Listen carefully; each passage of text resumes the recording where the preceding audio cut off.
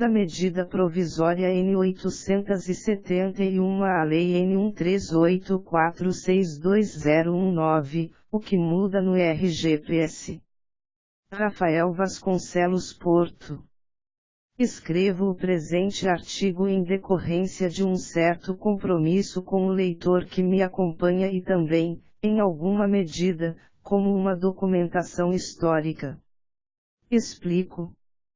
Assim que foi publicada a medida provisória N. 871, a 18 de janeiro de 2019, que representava a primeira reforma à Previdência Social ensaiada pelo governo Bolsonaro, analisei cuidadosamente o texto do diploma, redigi e publiquei no portal J um artigo intitulado Previdência, Observações Iniciais sobre a MP 871, publicado a 28 de janeiro de 2019, no qual efetuei uma apreciação pormenorizada, modelo ponto a ponto, contudo, em linguagem jornalística e coloquial, no propósito de ser compreensível mesmo a quem não é especialista na área das alterações pretendidas no RGPS.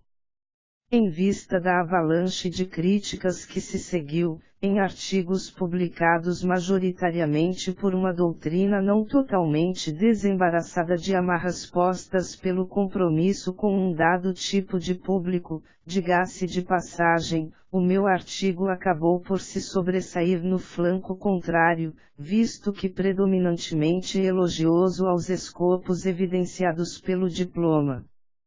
Com efeito, já na introdução do ensaio, consignei que cabe anotar que, em linhas gerais, é bastante positiva a impressão deixada pelas medidas propostas, as quais demonstram um claro intuito de racionalizar melhor o sistema e procurar também diminuir as fraudes. O ensaio foi então republicado na prestigiada revista Juris Plenum Previdenciária, em edição dedicada à análise daquela MP, alcançando, assim, status, inicialmente não almejado, de artigo doutrinário, atingindo então um amplo público altamente especializado de profissionais atuantes na área previdenciária, com os consectários daí advindos em termos de repercussão.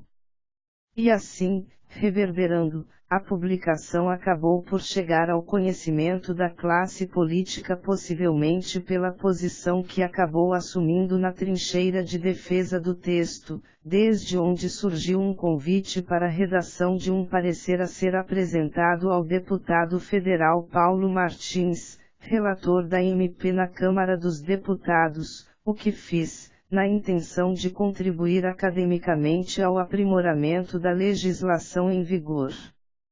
Embora eu tenha redigido o parecer integralmente por conta própria, convém mencionar que não me furtei a colher junto a colegas opiniões sobre os assuntos ali tratados, de modo a ampliar a visão e potencializar a identificação de pormenores. A MP tramitou, sofreu modificações no Congresso, foi aprovada ao apagar das luzes, em vista do prazo para perda de eficácia e, consequentemente, desperdício de todo o processo legislativo desencadeado, sofreu vetos no Executivo, ainda pendentes de reapreciação pelo Legislativo, enquanto escrevo o presente artigo, e resultou convertida na Lei N. 13.846/19. O nosso objetivo aqui é avaliar as alterações processadas no âmbito do Regime Geral de Previdência Social RGPS, especialmente pela modificação da Lei N. 8.213/91, Lei de Benefícios, o que faremos destacando, em cotejo, o que a MP originalmente apresentava e também as sugestões que fizemos no mencionado parecer. Iremos nos limitar, contudo, às alterações mais substanciais promovidas, desenvolvendo uma análise perfunctória do texto, agregando breves notas explicativas sobre a natureza da alteração diante da legislação até então em vigor e do panorama jurisprudencial. Pois bem, vamos, a seguir, enumerando-os, analisar as principais alterações. A quem queira economizar tempo na leitura e possua já intimidade com a legislação, observamos que está destacado em negrito o que foi efetivamente modificado, sendo o restante comentários explicativos a cada uma das mudanças.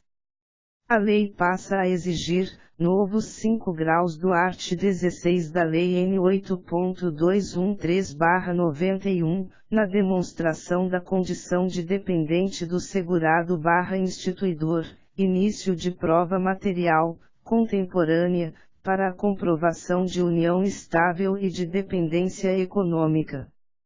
Convém destacar que o entendimento que prevalece em jurisprudência é no sentido de que o reconhecimento da união estável, para o fim de comprovar a dependência, pode, na verdade, deve, ser feito incidentalmente, em ação que pleiteia benefício previdenciário, perante a Justiça Federal, STJ no CC 126.489, sendo portanto irrelevante o manejo de ação de reconhecimento de união estável perante a Justiça Estadual e sem a presença do INSS. A lei até então não exigia início de prova material para comprovação da união estável ou da situação de dependência econômica. A exigência de um mínimo de 3 documentos consta do art. 22, 3 graus, do Decreto 3.048/99, diploma infralegal, e na prática vem sendo feita pelo INSS.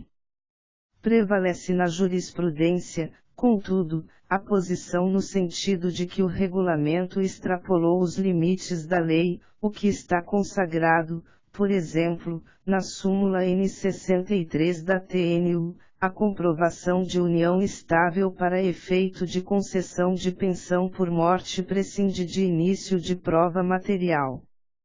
A única possibilidade existente até então é na hipótese prevista no 2 graus do art. 16, o enteado e o menor tutelado equiparam-se a filho mediante declaração do segurado e desde que comprovada a dependência econômica na forma estabelecida no regulamento, grifei.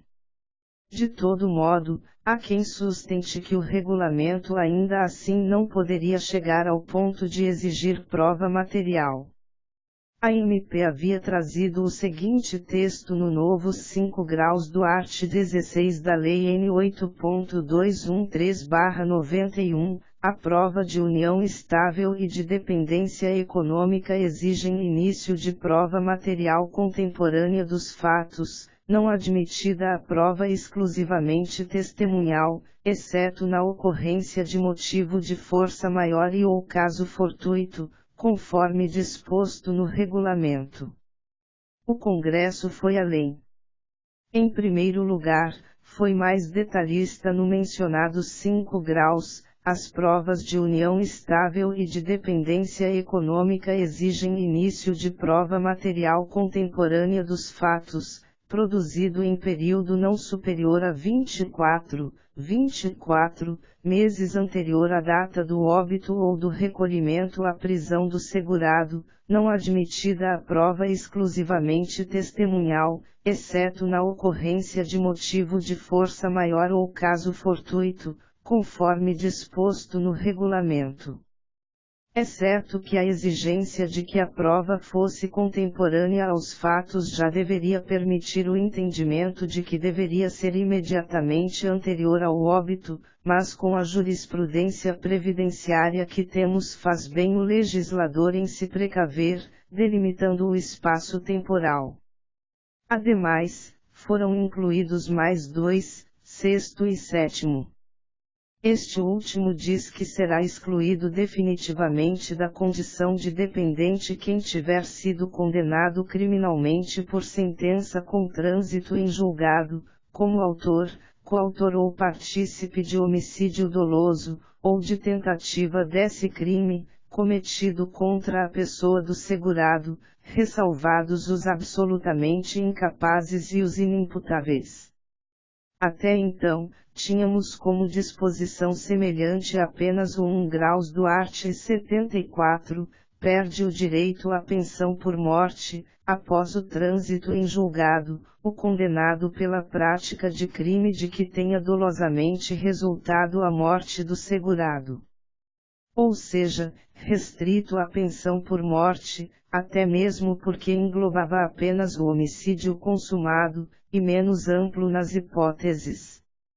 Este último dispositivo também mereceu nova redação, até mesmo para manter a coerência sistêmica, em iniciativa surgida também dentro do Congresso, perde o direito à pensão por morte o condenado criminalmente por sentença com trânsito em julgado, como autor, coautor ou partícipe de homicídio doloso, ou de tentativa desse crime, cometido contra a pessoa do segurado, ressalvados os absolutamente incapazes e os inimputáveis. Já o novo 6 graus do art. 16 diz que na hipótese da alínea C do inciso V do segundo do art. 77 desta lei, a par da exigência do 5º deste artigo, deverá ser apresentado, ainda, início de prova material que comprove união estável por pelo menos 2 anos antes do óbito do segurado. Ou seja, na comprovação de que a união estável perdurou ao menos por 2 anos, do que depende, em regra, a duração da pensão por morte, será preciso também apresentar início de prova material, ou seja, não apenas de que ela existe, mas também de que se conservou por 2 anos ou mais. O legislador, assim, amarra bem a questão probatória no âmbito da comprovação da união estável. Destacamos que parcela da jurisprudência, corrente à qual nos filiamos, já vinha exigindo na união estável alguma demonstração material de vida em comum, como, por exemplo, de mesma residência, ciente de que a exigência apenas de prova testemunhal causa enorme insegurança. Acreditamos, Destarte consistir em excelente inovação, que vai auxiliar muito na redução de fraudes.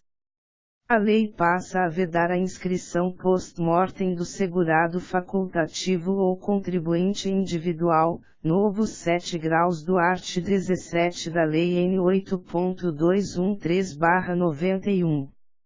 Em suma, se a pessoa não fez a inscrição em vida, não poderá um terceiro fazer por ela após a morte.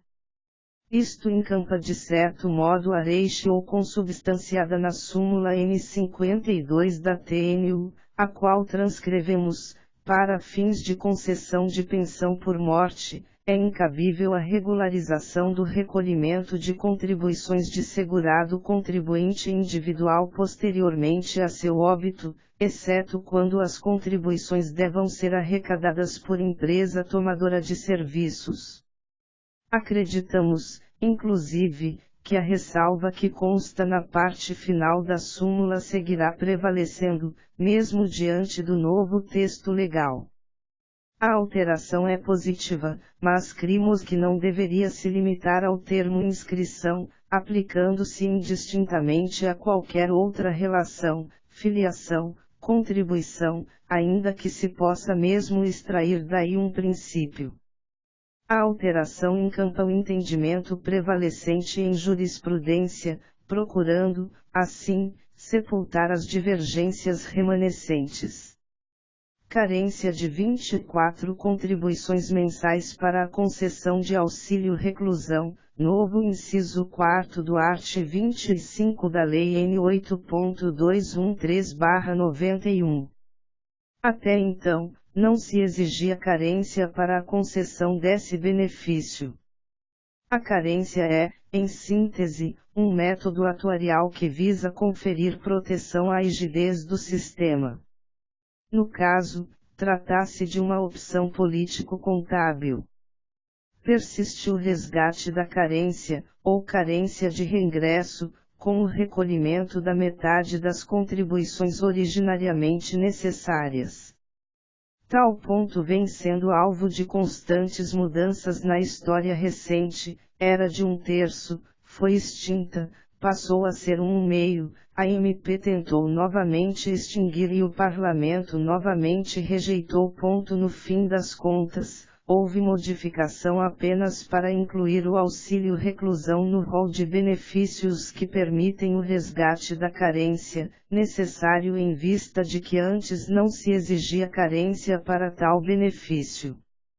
Será criado um cadastro que terá por objeto a comprovação, exclusivamente por tal meio, da condição de segurado especial, a partir de 2023. A lei que resultou da conversão trouxe ligeiras modificações em relação à MP, como por exemplo postergar de 2020 para 2023 a comprovação exclusivamente pelo cadastro. Muito embora a intenção seja boa, tratar-se possivelmente do maior canal de fraudes, em sentido lato, incluindo concessões indevidas que acabam passando ao largo do controle do INSS e do Judiciário, visto ser este extremamente dificultoso, existente no ordenamento previdenciário, não há como não resguardar um certo ceticismo em relação a tal medida, pois já foram feitas tentativas anteriores de criar um cadastro, o que nunca funcionou bem.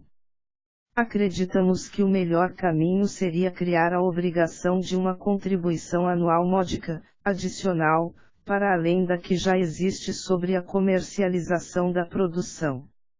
A lei passa a estabelecer que a prova material destinada a comprovar tempo de serviço deve ser contemporânea aos fatos, novo 3 graus do art. 55 da Lei N. 8.213/91.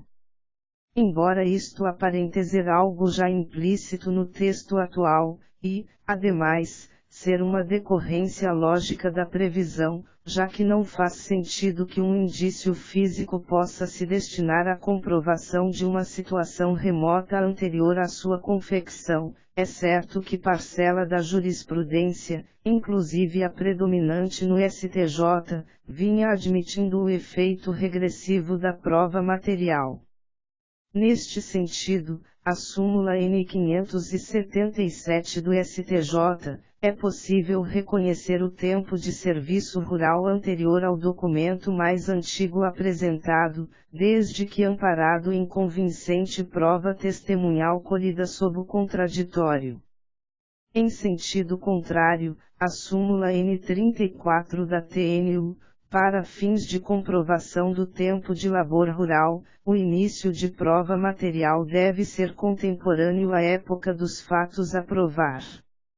Apesar de a nova redação ser mais clara no sentido de exigir a contemporaneidade da prova, isto talvez não impeça o STJ de manter sua jurisprudência, sustentando que a prova material deve ser contemporânea a alguns fatos. Contudo, o período anterior pode ser preenchido por prova exclusivamente testemunhal, como, afinal, se pode apreender de sua súmula N. 577, acima transcrita. Temos de aguardar, enfim, qual será o desfecho. Colhemos o ensejo para anotar que as reformas legislativas que visam uma maior racionalidade do sistema previdenciário só alcançarão todo o efeito desejado caso se façam acompanhar de uma oxigenação da jurisprudência, e também da doutrina, especialmente do STJ, que está ainda muito presa à ideia de assistencialismo, o que não tem lugar num regime de seguro social que precisa ser sustentável e sinalagmático. A lei passa a prever que o direito ao salário maternidade decairá se não for requerido em até 180 dias da ocorrência do parto ou da adoção, exceto na ocorrência de motivo de força maior ou caso fortuito, novo art. 71d da Lei N. 8.213/91. A previsão, trazida pela MP, não vingou por ocasião da conversão, tendo sido rejeitada pelo Congresso. A pensão por morte será devida desde a data do óbito, quando requerida em até 180 dias após o óbito, para os filhos menores de 16 anos, ou em até 90 dias após o óbito, para os demais dependentes, novo art. 74, e, da Lei N. 8.213/91. A legislação dispunha até então que a pensão por morte seria devida desde o óbito, quando requerida até 90 dias depois deste, ou desde o requerimento, quando requerida após tal prazo. Esta segunda parte não foi alterada. Predomina na jurisprudência, inclusive a do STJ, AGRG no ARSP 140.813 e AGRG no RRSP 14228406, que o prazo de 90 dias não corre para o dependente absolutamente incapaz, que, enquanto permanecer nesta condição, poderá requerer o benefício com direito às parcelas desde a data do óbito. Não obstante, o STJ entende Resp. 1.513.977.1479948, que isto não tem lugar se outro pensionista já vinha recebendo o benefício integralmente.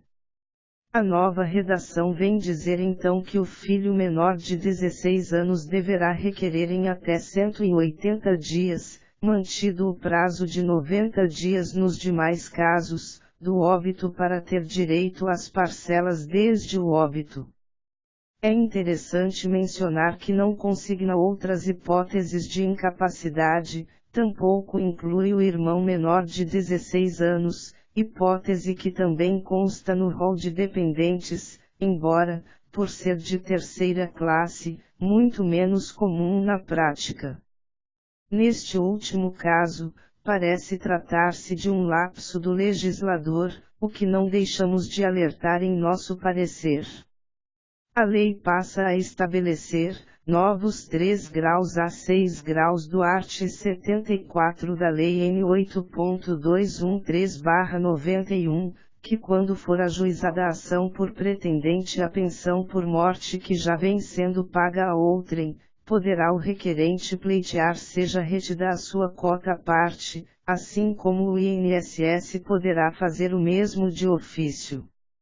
Ao final da ação, o valor retido será revertido ao requerente, se vencedor da ação, ou, se derrotado, ao S. pensionista, S. já habilitado, S. De todo modo, fica assegurada ao INSS a cobrança dos valores indevidamente pagos em função de nova habilitação. Até então, no caso de derrota judicial do INSS, este acaba pagando em duplicidade, a quem já vinha recebendo e a quem vem a obter a vitória judicial e então faz jus aos atrasados, entre a data de entrada do requerimento, DER, e a data de implementação da decisão judicial, provisória, em tutela antecipada, ou definitiva. É uma medida que visa, portanto, trazer economia aos cofres do INSS. O Congresso, na conversão em lei, robusteceu e ampliou o que a MP previa. A lei passa a estabelecer, novo 3 graus do art. 76 da Lei N. 8.213/91, que a pensão por morte devida ao ex-consorte que era economicamente dependente do instituidor, segurado falecido, só será paga durante o prazo fixado para a pensão alimentícia, se temporária. Trata-se de entendimento que já vinha encontrando certa ressonância em jurisprudência, tendo em vista que se o instituidor era devedor de pensão alimentícia temporária, ou seja, a dependência cessaria a partir daquela deadline, não faz sentido que o INSS arque com o benefício para além disto. É de se observar que a pensão por morte devida ao consorte superstite vem sofrendo várias reformas nos últimos tempos, e, entendemos, ainda há espaço para mais algumas modificações pontuais, já que é um dos pontos mais sensíveis ao estrangulamento atuarial do sistema.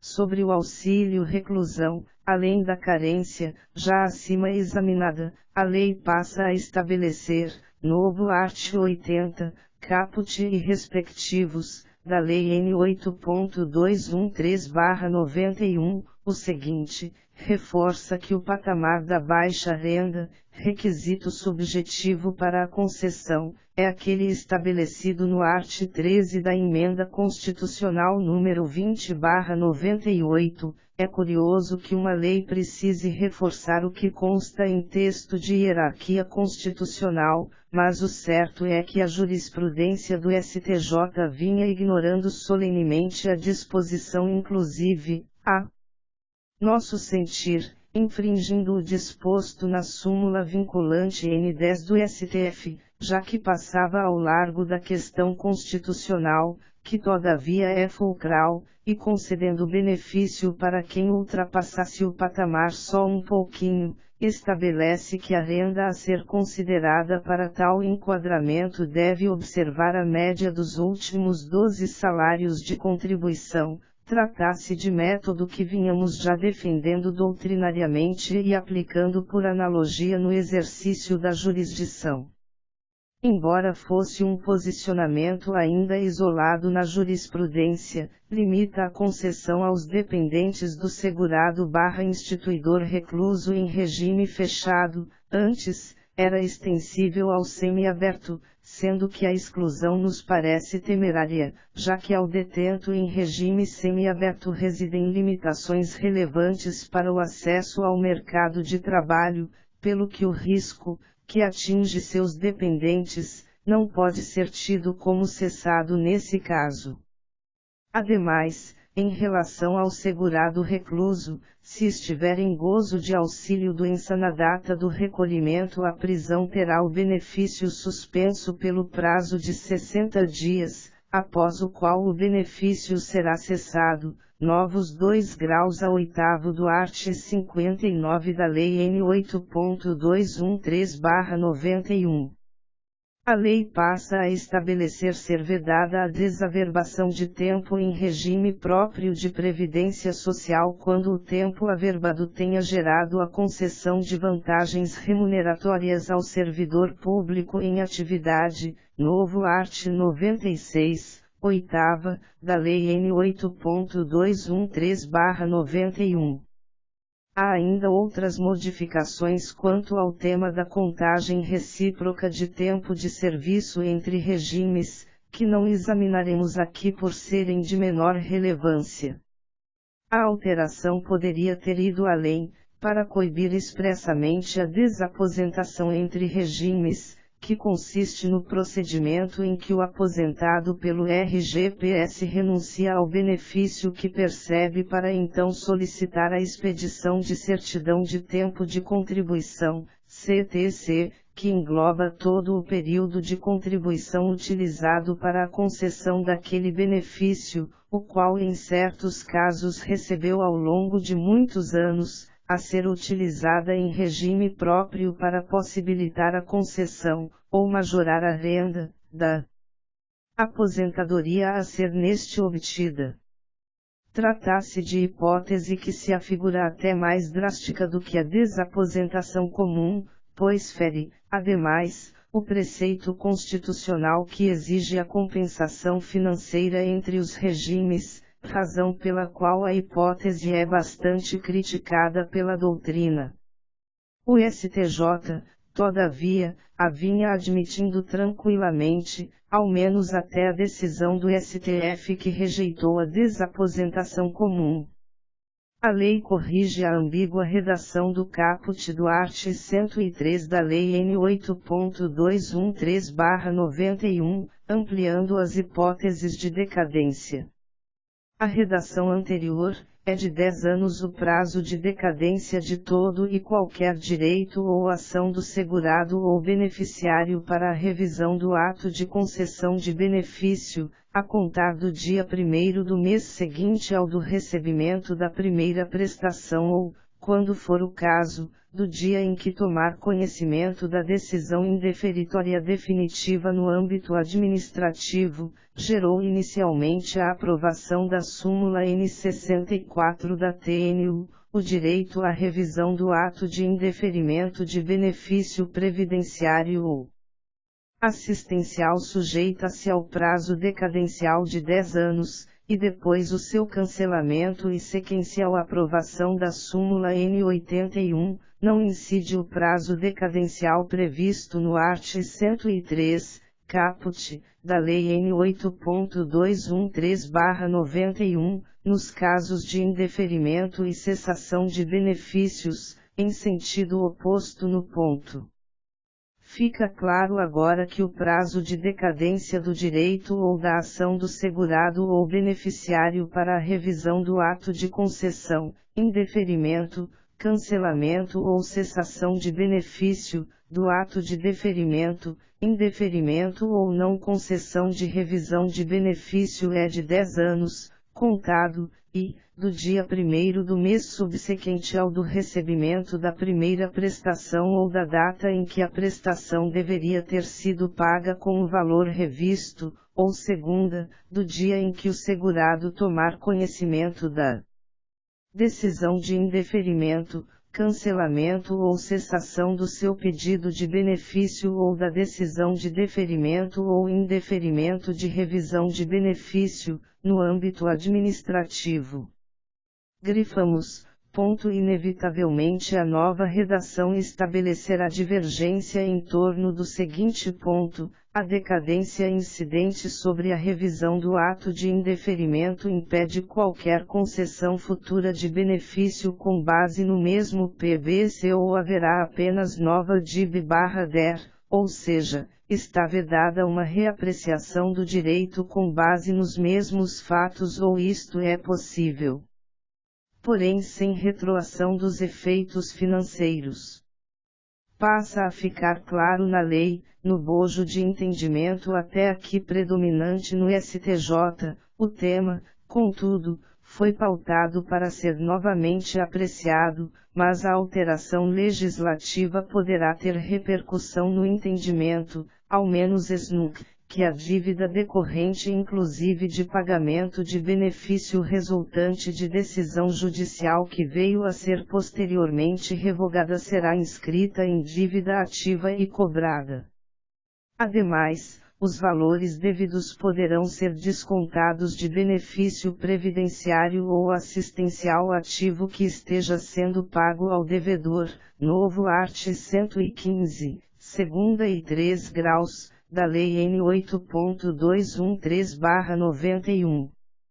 O cerne da controvérsia consiste na possibilidade de serem cobrados os valores que foram pagos em virtude de decisão judicial que venha a ser revogada. A hipótese mais comum ocorre na concessão de tutela antecipada, liminarmente ou na sentença favorável, que venha a ser posteriormente cassada em recurso bem-sucedido do INSS. O tema é muito polêmico. Por muitos anos o STJ entendeu que a cobrança não era permitida, contudo recentemente reviu tal posicionamento e passou a admiti-la, tema repetitivo N. 692. O novo entendimento sofreu duras críticas de parcela da doutrina, pelo que o STJ decidiu acolher proposta de revisão. A nova redação da lei possivelmente terá repercussão no debate, ao menos quanto ao período posterior à sua entrada em vigor. Por fim, a lei passa a estabelecer, novo art. 124b da Lei N. 8.213/91, que o INSS poderá, no desempenho de suas atividades, ter acesso aos cadastros do SUS e documentos médicos mantidos por entidades públicas e privadas, sendo necessário, no caso destas últimas, a celebração de convênio para garantir o acesso, e FGTS. Constava na redação da MP o acesso aos dados da Receita, mas não vingou na conversão. sobre o benefício assistencial de prestação continuada, BAPCLOS, a lei estabelece que, novo 12 do art. 20 da Lei N. 8.742/93, é requisito para a concessão, a manutenção e a revisão do benefício as inscrições no CPF e no CAD único. De constitucionalidade duvidosa, não vingou a exigência, constante na MP, de que o requerimento, a concessão e a revisão do benefício ficam condicionados à autorização do requerente para acesso aos seus dados bancários. 17. No período de graça por percepção de benefício previdenciário, a lei passa a deixar claro que não tem lugar no caso do auxílio-acidente. Trata-se de modificação que não existia originalmente na medida provisória, vindo a surgir no Congresso. No caso, o art. 15, I, da Lei N. 8.213/91 dizia que mantém a qualidade de segurado, independentemente de contribuições, sem limite de prazo, quem está em gozo de benefício. Sempre se discutiu se o auxílio-acidente, que não desempenha um papel substitutivo de renda, teria o condão de propiciar a manutenção extraordinária da qualidade de segurado. Por um lado, não parecia ser a intenção do legislador, já que o auxílio-acidente é pago mesmo a quem está trabalhando, pois tem caráter indenizatório, pela perda parcial da capacidade laborativa, pelo que no caso de inatividade prolongada não faria sentido que a qualidade de segurado fosse mantida pela só percepção do auxílio-acidente. Contudo, a míngua de exceção expressamente consignada na lei, outra corrente sustentava que não se poderia fazer a distinção. A nova redação legal vem colocar fim na celeuma, mantém a qualidade de segurado, independentemente de contribuições, sem limite de prazo, quem está em gozo de benefício, exceto do auxílio-acidente, grifamos. 18. Passa a ser possível fazer o requerimento de benefício previdenciário em cartório de registro civil de pessoas naturais. Nos termos do novo 4 graus do art. 18 da Lei N. 8.213/91, os benefícios previdenciários poderão ser solicitados, pelos interessados, aos oficiais de registro civil das pessoas naturais, que encaminharão, eletronicamente, requerimento e respectiva documentação comprobatória de seu direito para deliberação e análise do Instituto Nacional do Seguro Social, INSS, nos termos do regulamento. 19. No caso de atividades cancamatontas, o salário de benefício será calculado com base na soma dos salários de contribuição das atividades exercidas. Trata-se de inovação que também não constava na MP e apareceu somente no Congresso.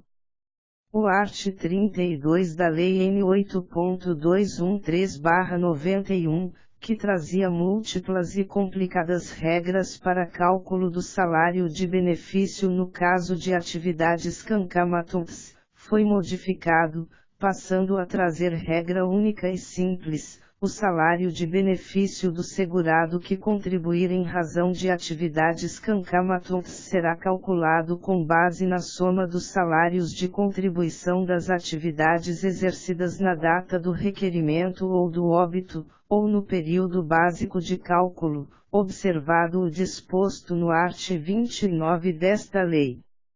20. A lei passa a prever que a CTC deverá consignar os períodos reconhecidos pelo regime previdenciário de origem como de tempo especial, sem conversão em tempo comum, discriminados de data a data, novo inciso 9 do art. 96 da Lei N. 8.213/91.